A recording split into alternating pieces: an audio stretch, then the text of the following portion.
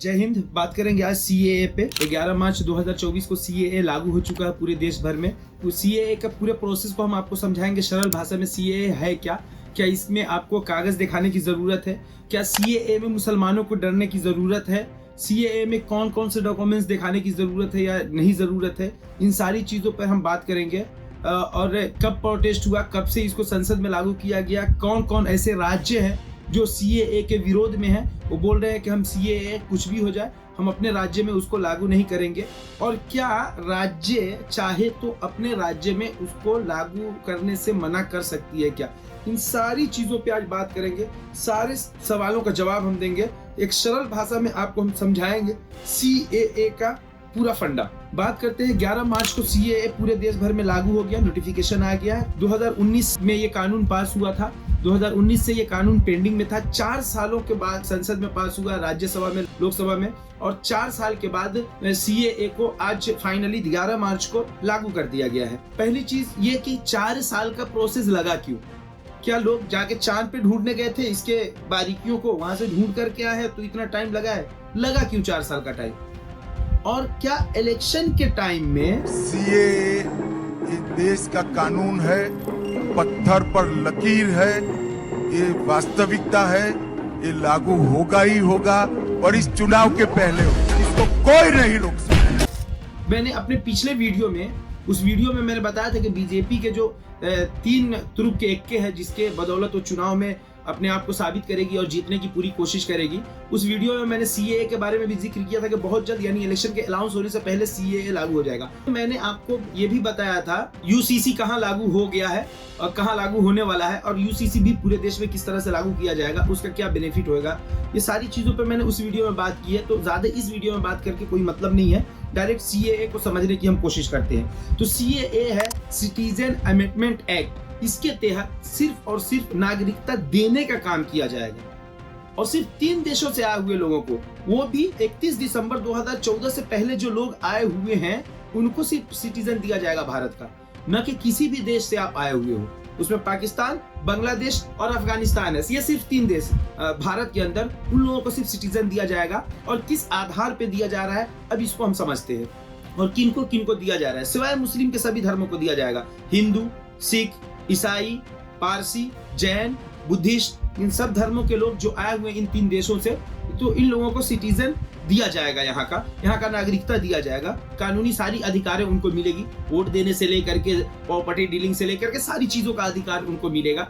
तो अब उसमें उनको कागज दिखाना है जो 2014 से पहले यहाँ आए हैं। हिंदू भाई मेरे, सिख भाई, ईसाई भाई जो भाई मेरे यहाँ आए हैं शरणार्थी के तौर पे, तो उन लोगों को कागज दिखाना है कि भाई मैं 2014 से पहले यहाँ आया था, अभी तक मैं प्रॉपर्टी डीलिंग नहीं कर पा रहा हूँ, या फिर वोट देने के मेरे अधिकार नहीं है, उनको सिटीजन दिया जाएगा। फिर जो केसेस चल रहे हैं वो सारी केसेस खत्म हो जाएंगी, फिर से वो एक फ्रेश नागरिक के तौर पे भारत में रहना वो चालू कर देंगे। आतंकवादी का कोई केस होगा तो वो ऐसा नहीं कि हट जाएगा, वो नहीं हटेगा। जैसे पासपोर्ट से रिलेटेड हुआ या घुसपैठियों से रिलेटेड हुआ, इस तरह के जो भी केसेस होंगे उनके ऊपर, उन सबको हटा दिया जाएगा, डिस्ट्रॉय कर दिया जाएगा, वो सारी केसेस बंद हो जाएंगी। अब मुसलमानों को क्या इससे डरने की जरूरत है? इसकी माइनॉरिटी को और विशेषकर मुस्लिम भाइयों को भड़काया जा रहा है। सिक्के के 2 पहलू हैं। ये सिक्का है, इसके 2 पहलू है, हेड और टेल। तो सिक्का का पहला पहलू देखें तो उसमें डरने की जरूरत कहीं भी नहीं है मुसलमानों को, क्योंकि किसी से कागज नहीं मांगा जा रहा है आपसे। ये समझ लीजिए कि नागरिकता देने का कानून है, आपसे छीनने का कानून नहीं है, तो आपको डरने की जरूरत नहीं है। चलिए सिक्के को पलट देते हैं और दूसरे पहलू पे आ जाते हैं सिक्के के। तो सिक्के का दूसरा पहलू ये है कि हम सीएए को सिर्फ और सिर्फ सीएए के नजर से देखेंगे तो जा करके आपको डरने की जरूरत नहीं है। लेकिन सीएए को हम एनआरसी के नजर से, एनपीआर के नजर से, तो आपको तो डरने की जरूरत है भैया। इससे पहले असम में ट्रायल हुआ था जिसमें ज्यादा से ज्यादा हिंदू भाई हमारे एनआरसी के थ्रू छट गए थे देश से, तो उसको रद्द कर दिया गया।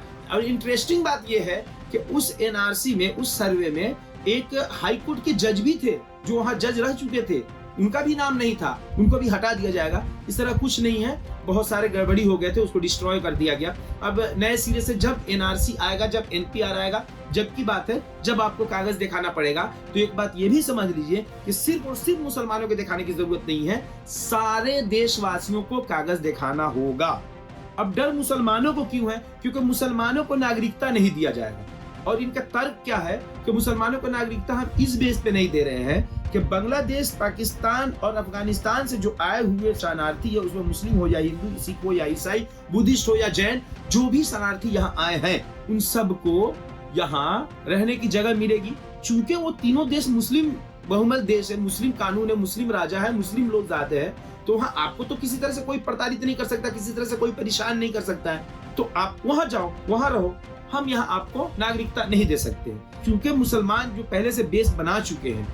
और मान के चलिए जो 1914 से पहले क्या, 1814 से पहले क्या, जब से आप रह रहे हो भारत में या भारत के आप मूल निवासी हो, मूल निवासी के ऊपर भी मेरा एक वीडियो है हमारे चैनल पे है, तो आप मूल निवासी वाला वीडियो भी जा करके देख सकते हैं कि भारत के असल मूल निवासी कौन है। डिस्क्रिप्शन में मैं उसका भी लिंक डाल दूंगा। ये जो भी चीजें हैं, मूल निवासी आप यहाँ के हैं, लेकिन अगर आपका कागज कच्चा है तो आप निकाले जाओगे और आपको नागरिकता नहीं मिलेगी। जो मुस्लिम है, बाकी धर्म के जो लोग हैं, उनको नागरिकता आसानी के साथ यहाँ मिल जाएगी। उनका वेलकम है भारत में, आप आइए और भारत में एक सिटीजन के तौर पे आप यहाँ रहिए, बसेरा कीजिए, अपना जो करना आप यहाँ कीजिए। खरीदारी से लेकर के बेचने तक, वोट देने से लेकर के हॉस्पिटल की सुविधाओं तक, राशन से लेकर के किरासन तक, सारी चीजों में आपको भरपूर सहायता दिया जाएगा। आपके साथ एक शरणार्थी की तरह नहीं, एक नागरिक की तरह पेश आया जाएगा। ये सबसे बड़ी चीज है, ये सबसे महत्वपूर्ण चीज है।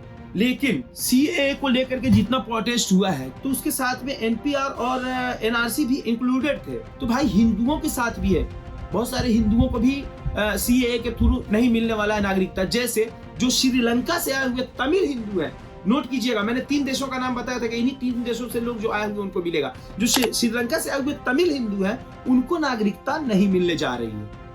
ये बहुत इंपॉर्टेंट बात है। हिंदू भी शामिल है इसमें जिनको नागरिकता नहीं मिलेगी, जो तमिल हिंदू है। ये चीज इसीलिए तेलंगाना, तमिलनाडु, केरला और बंगाल, ये 3 राज्य महत्वपूर्ण है। ये 3 राज्य ने मना कर दिया है कि हम यहाँ सीएए लागू नहीं करेंगे, जबकि उनको करना ही पड़ेगा। नागरिकता देना या लेना ये सिर्फ सेंट्रल गवर्नमेंट के हाथ में है, न कि राज्य सरकार के हाथ में। उम्मीद करता हूँ कि आप इस पूरे खेल को, ये पूरे चीज को समझ गए होंगे। वीडियो अच्छी लगी हो तो लाइक करें, शेयर करें। हमारे चैनल पर पहली बार आया तो हमारे चैनल को सब्सक्राइब करें। फेसबुक पेज पे अगर मेरे देख रहे हैं तो हमारे फेसबुक पेज को फॉलो करें और वीडियो को ज्यादा से ज्यादा शेयर करें। जय हिंद।